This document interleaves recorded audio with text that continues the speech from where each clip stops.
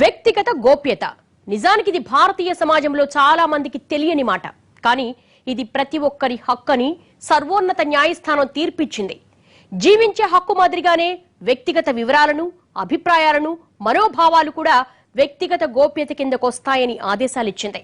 ఈ తీర్పుతో వ్యక్తిగత ప్రైవసీ అన్నది ప్రతి ఒక్కరి హక్కుగా మారింది.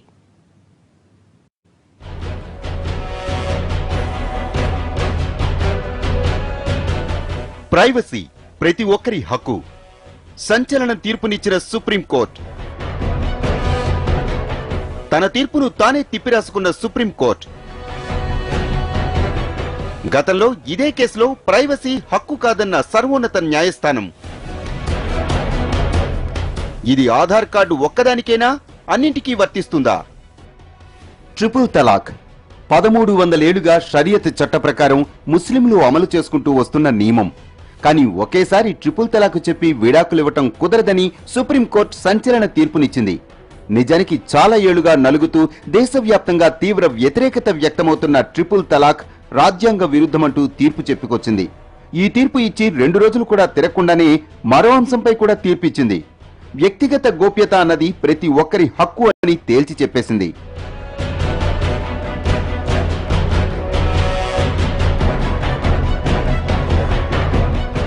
భారత రాజ్యాంగంలోని ఆర్టికల్ 21, ఆర్టికల్ 17 కింద ప్రైవసీ రైట్ ప్రాథమిక హక్కు అని సర్వోన్నత న్యాయస్థానం చెప్పుకొచ్చింది. ఇప్పటికే దేశవ్యాప్తంగా ఆధార్ కార్డు డేటాను అన్నింటికీ అనుసంధానించాల్సిందే అంటూ కంపెనీలు, ప్రభుత్వాలు అన్ని ఇష్టానుసారం ఆదేశాలివ్వటం వ్యక్తిగత గోప్యతను దెబ్బతీసే అంశమని చాలా మంది కోర్టును ఆశ్రయించారు. దీంతో ఈ పిటిషన్ను స్వీకరించిన సుప్రీంకోర్టు ధర్మాసనం పిటిషనర్ల వాదనను సమర్థించింది. వ్యక్తిగత గోప్యత ప్రతి ఒక్కరి హక్కు అని తీర్పునిచ్చింది.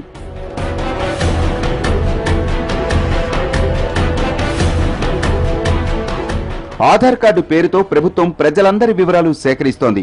ఇందులో కేవలం పేరు, చిరునామా, పుట్టిన తేదీ వివరాలతో పాటుగా మన వేలిముద్రలు, ఐరిస్ గుర్తుల్ని కూడా సేకరిస్తోంది. ఈ డేటాను ప్రభుత్వ సంక్షేమ కార్యక్రమాలతో పాటుగా అన్ని రకాల అంశాలకు తప్పనిసరి చేస్తోంది. కానీ ఇది తీవ్ర స్థాయిలో వ్యక్తుల గోప్యతకు భంగం కలిగించే అంశమని చాలాసార్లు చాలా మంది కోర్టు మెట్లెక్కారు. కర్ణాటక హైకోర్టు మాజీ న్యాయమూర్తి K S Puttaswamy Aadhaar card data దుర్వినియోగం అవుతోందంటూ మొదటిసారిగా పిటిషన్ వేశారు. కానీ 60 ఏళ్ల కిందట సుప్రీంకోర్టు ఈ అంశంపై ఇచ్చిన తీర్పు ఆధారంగా ఆ పిటిషన్ను కోర్టు కొట్టివేస్తూ వచ్చింది. కానీ ఇటీవలి కాలంలో సుప్రీంకోర్టుకు ఈ అంశం మీద పిటిషన్లు వెల్లువెత్తడంతో ఈ అంశంపై పూర్తి స్థాయిలో విచారణకు 9 మందితో కూడిన బెంచ్ను ఏర్పాటు చేశారు. ఈ పిటిషన్ చుట్టూ అల్లుకున్న అన్ని అంశాల్ని పరిశీలించి ప్రైవసీ ప్రాథమిక హక్కు అని ఏకగ్రీవంగా తీర్పునిచ్చింది. ఖచ్చితంగా మనకు ఫండమెంటల్ రైటే. ఈ ఫండమెంటల్ రైటే కాకుండా కాన్స్టిట్యూషన్ రికగ్నైజ్ చేసిన రైటు. ఆర్టికల్ 21 అనేది రిజర్వాయర్ ఆఫ్ కాన్స్టిట్యూషన్, దాంట్లో నుంచి పుట్టుకొచ్చినదే ఇదంతా. కాబట్టి అది bed rock of this fundamental right, ఈ రైట్ టు ప్రైవసీ అని చెప్పుకుంటూ వచ్చి దీనికి చెప్పారనమాట. అసలు రైట్ టు ప్రైవసీ అంటే ప్రైవసీ ఏంటి అని కూడా మనం మాట్లాడుకుంటూ వచ్చి కుటుంబ వ్యవహారాలు, మనం భార్యాభర్తల మధ్యలో ఉన్న సంబంధాలు, వాటిని బయటికి రానికుండా గోప్యంగా ఉంచుకునే కార్యక్రమం, వీటన్నిటి కూడా మెన్షన్ చేసుకుంటూ గతంలో మేనకా గాంధీలో జడ్జిమెంట్ని ఉటంకిస్తూ, అట్లాగే ఏకే గోపాల్ అనేది చాలా ఫేమస్ కేసు, ఏకే గోపాల్ అనే కేసుని వాటిని ఉటంకించుకుంటూ వచ్చి ఇది ఫండమెంటల్ రైటు, దీన్ని మనం ప్రొటెక్ట్ చేసుకోవాల్సిన అవసరం ఉంది. తాజాగా ఆధార్ కార్డును, అందులో సమాచారాన్ని ప్రతి ఒక్క అంశానికి లింక్ చేయటం అన్నది పరిపాటిగా మారిపోయింది. వ్యక్తులు తమ పాన్ కార్డుకు ఆధార్ను అనుసంధానించాలని ప్రభుత్వం ఆదేశించింది. ఆపై వాహనాల రిజిస్ట్రేషన్లకు ఆధార్ తప్పనిసరి చేసింది. ఆస్తులు, ఇళ్ల స్థలాలు వంటి వాటి రిజిస్ట్రేషన్ల విషయంలో కూడా ఆధార్ కంపల్సరీ అని చెప్పుకొచ్చింది. ఇలా ప్రభుత్వమే కాదు, ఆఖరికి ప్రైవేటు సంస్థలు కూడా ఆధార్ డేటా అనుసంధానించాలని డిమాండ్ చేస్తూనే ఉన్నాయి.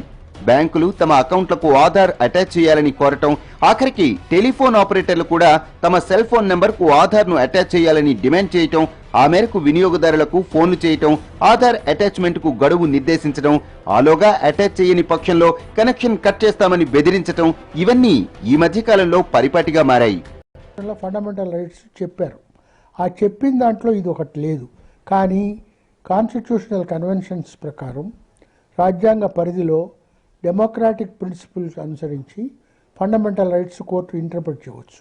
ఆ ఇంటర్ప్రెట్ చేయడంలో ఈ రైట్ టు ప్రైవసీ అనేది ఫండమెంటల్ రైట్ అని సుప్రీంకోర్టు ఇవాళ యునానిమస్ జడ్జిమెంట్ ఇచ్చింది. ఆర్టికల్ 142 కింద ఇప్పుడు ప్రపంచంలో ఇండియాలో అది లా ఆఫ్ ది ల్యాండ్. దీనికి వ్యతిరేకంగా ఏ యొక్క పరిస్థితి ఉన్నా అవి చెల్లవు. ఇప్పుడు ఆధార్ కార్డులో కొన్ని విషయాలు ఇప్పుడు అడిగి తీసుకునే వీలుంది. బ్యాంకు విషయాలు, డబ్బు ఎంత ఉంది, ఎక్కడ దాచిపెట్టావు, ఎట్లా సంపాదించావు, ఇటువంటి కొన్ని విషయాలు అడగవచ్చు. అదేవిధంగా నీకు ఎవరితో ఇతర పురుషులతో కానీ స్త్రీలతో కానీ సంబంధం ఉందా విషయాలు తెలుసుకోవచ్చు. పిల్లల లెజిటిమసీ అటువంటి వాటి గురించి అట్లా అడగడానికి ఇప్పుడు వీల్లేదు. నిజానికి ఇదేదో ఇప్పుడిప్పుడే పుట్టుకొచ్చిన విషయం కాదు, చాలా రోజులుగా జరుగుతున్నదే. ఇప్పటికే చాలా మంది ఆధార్ డేటా కొన్ని ప్రైవేటు సంస్థలకు అందింది. ఆధార్ డేటా ఉన్న సర్వర్లను హ్యాక్ చేస్తే పరిస్థితి ఏమిటన్నది పిటిషనర్లు ప్రశ్నిస్తున్నారు. ఆధార్ను ఐటీ రిటర్న్స్, బ్యాంకు లావాదేవీలకు ముడిపెట్టడం వల్ల వ్యక్తులకు సంబంధించిన ఆర్థిక లావాదేవీలు, అలవాట్లు, ఖర్చుల వివరాలు ప్రైవేటు సంస్థలకు తెలుస్తున్నాయని, దీనివల్ల వ్యక్తుల స్వేచ్ఛకు భంగం కలుగుతోందని పిటిషనర్ల తరపు న్యాయవాదులు కోర్టు దృష్టికి తీసుకొచ్చారు.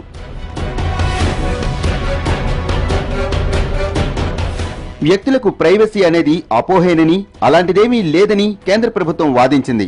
కేంద్రం తరపున అటార్నీ జనరల్ ముకుల్ రోహత్గి వాదనలు వినిపించారు. వ్యక్తులకు శరీరం మీద సంపూర్ణ హక్కులు ఉన్నాయనేది భ్రమేనని వాదించారు. ఆధార్ డేటా సేకరణలో వ్యక్తిగత గోప్యతకు ఎలాంటి భంగం కలగదని, దేశంలో చాలా మంది ప్రైవేటు సంస్థలు అడిగిన సమాచారం అంతా ఇచ్చేస్తున్నారని, ప్రభుత్వానికి ఇస్తే తప్పేమిటంటూ ప్రశ్నించారు. ఆధార్ డేటా భద్రంగా ఉంటుందని, దాన్ని ఎవరికీ అందించడం లేదని తెలిపారు.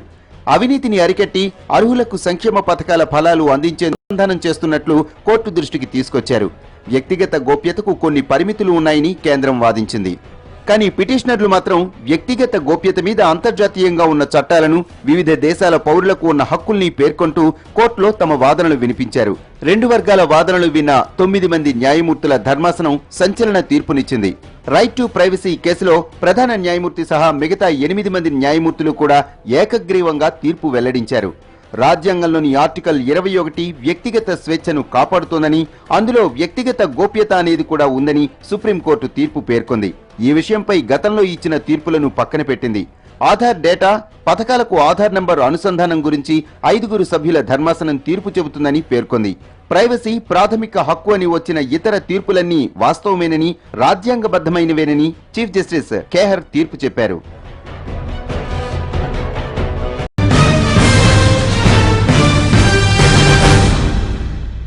వ్యక్తిగత గోప్యతను ప్రాథమిక హక్కుగా పరిగణించాలన్న వాదన ఇప్పటిది కాదు. దశాబ్దాలుగా దీనిపై పిటిషన్లు వెల్లువెత్తుతూనే ఉన్నాయి. కానీ సుప్రీంకోర్టే గతంలో ఆ పిటిషన్లు కొట్టేసింది. ప్రైవసీ అన్నది ప్రాథమిక హక్కు కాదని తేల్చి చెప్పేసింది. మరిప్పుడు మాత్రం ఎందుకు దాన్ని హక్కుగా పరిగణించింది? ఈ తీర్పుతో సామాన్యులు కలిగే ప్రయోజనాలేంటి?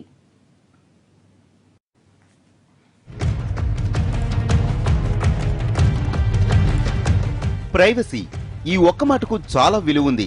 కానీ అది తెలియకపోవటమే మన దురదృష్టం. విదేశాల్లో ప్రైవసీకి చాలా విలువిస్తారు. కానీ మన దగ్గర మాత్రం ఆ మాటకు కనీస విలువ కూడా ఇవ్వరు. ఇది వ్యక్తిగత ప్రైవసీయే కాదు, మన వివరాలు, మనకు సంబంధించిన అంశాల్లో కూడా ప్రైవసీ వర్తిస్తుందని చెప్పుకొస్తున్నారు.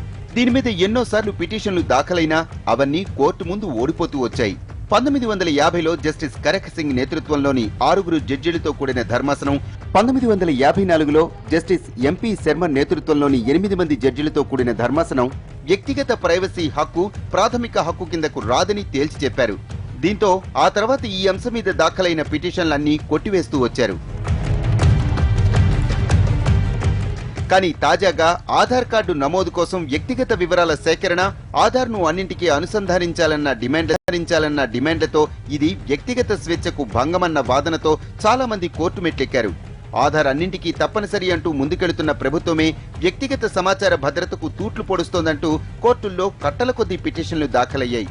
వ్యక్తిగత గోప్యత ప్రాథమిక హక్కే అయినప్పటికీ కొన్ని షరతులు వర్తిస్తాయంటోంది కేంద్రం. ప్రాథమిక హక్కుల్లో జీవించే స్వేచ్ఛ కూడా ఒకటి. అయితే ఈ స్వేచ్ఛలో అనేక కోణాలు, అంశాలు ఉన్నాయన్నది కేంద్రం వాదన.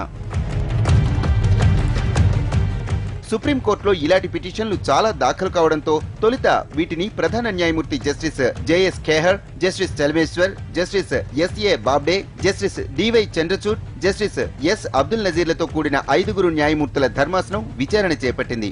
కానీ 1954లో 8 మందితో కూడిన ధర్మాసనం తీర్పు ఇవ్వడంతో ఇప్పుడు అంతకు మించిన న్యాయమూర్తుల బెంచ్కు మాత్రమే దానిపై విచారణ జరిపి తీర్పు ఇవ్వాల్సి ఉంటుంది. ఇందుకోసం ఈ అంశంపై విస్తృత స్థాయిలో చర్చించేందుకు 9 మంది న్యాయమూర్తులతో కూడిన బెంచ్కు దీన్ని బదిలీ చేశారు.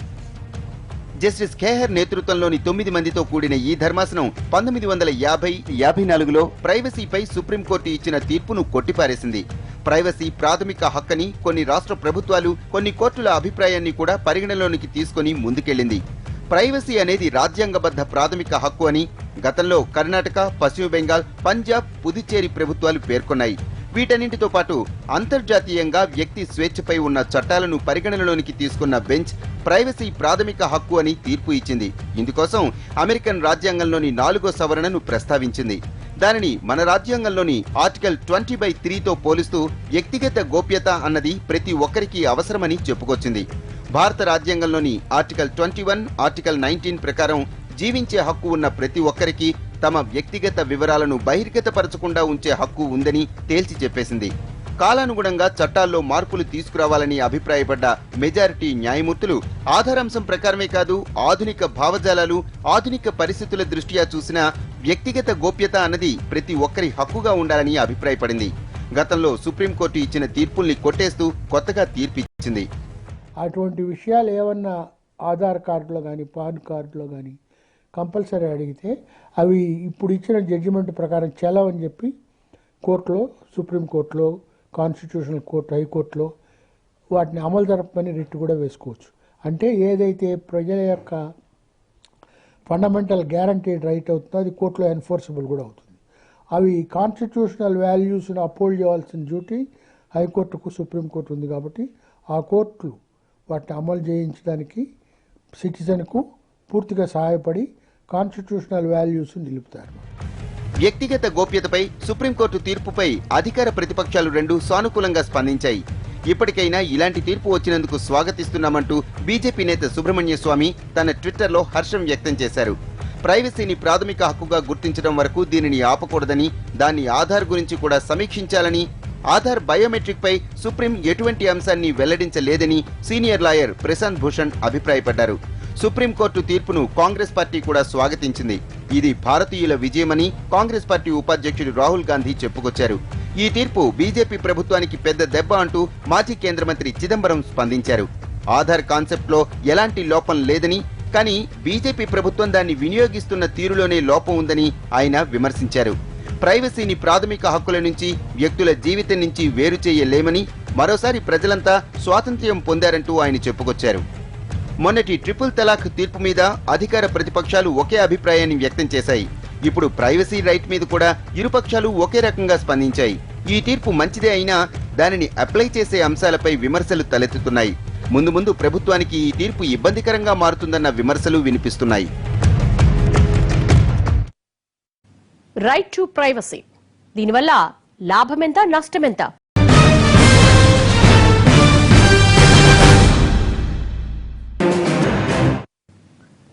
Welcome back. సుప్రీంకోర్టు తీర్పుతో ప్రైవసీ అన్నది హక్కుగా మారింది. ఇంతవరకు బాగానే ఉంది. కానీ ఇది కేవలం ఆధార్ డేటా వరకు మాత్రమే వర్తిస్తుందా, లేక అన్నిటికీ అప్లై అవుతుందా?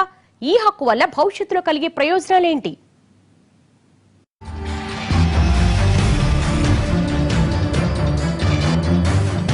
ప్రైవసీ అన్నది వ్యక్తుల ప్రాథమిక హక్కు అన్నది తేలిపోయింది. ముందుగా ఈ తీర్పు ప్రభావం చూపించేది ఆధార్ కార్డు అంశం మీదని. ఆధార్ కార్డులో ఉన్న బయోమెట్రిక్ డేటాను ఇప్పటికే కేంద్ర ప్రభుత్వం చాలా అంశాలకు జోడించింది. ఇప్పుడు వాటి మీద వ్యతిరేకత వ్యక్తమైనా, ఇది తమ ప్రైవసీకి భంగం అంటూ ఎవరు కోర్టుకెళ్లినా కేంద్ర ప్రభుత్వం సదరు డేటా మొత్తాన్ని మార్చాల్సి ఉంటుంది. ఉదాహరణకు టెలిఫోన్ ఆపరేటర్లు తమ ఫోన్ నెంబర్కు ఆధార్ను అనుసంధానించాల్సిందే అని చెబుతున్నాయి. కానీ ఇది తమ వ్యక్తిగత గోప్యతకు భంగం అని కస్టమర్లు దాన్ని తిరస్కరించే హక్కుంది. కస్టమర్లు ఆధార్ డేటా ఇవ్వని కారణంగా వారి కనెక్షన్ కట్ చేసే అధికారం మాత్రం సదరు సెల్యులర్ ఆపరేటర్కు ఉండదు.